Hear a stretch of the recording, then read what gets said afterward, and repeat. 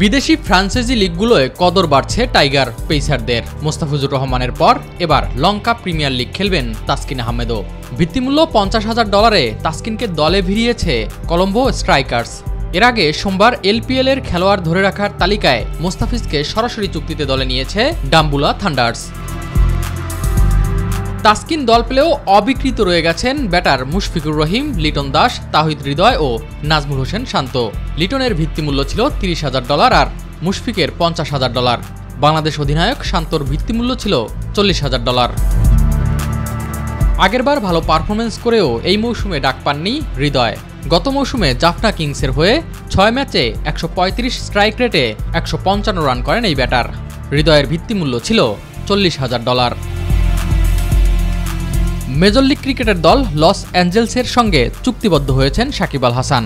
একই সময় শুরু হওয়া এলপিএল থেকে নাম প্রত্যাহার করে নেন তিনি।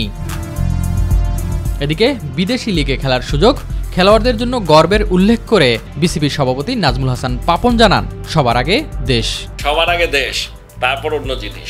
আমরা চাই ওরা ওদের শ্রেষ্ঠ খেলাটা খেলুক বাংলাদেশের জন্য, আর তারপর এলপিএল, আইপিএল যা যা আছে ওখানে অন্যদেরকে যত সুযোগ পাবে তত আমাদের জন্য ভালো। আমরা খুশি, তারাও খুশি, আমরাও খুশি, কিন্তু দেশের খেলা বাদ দিয়ে না।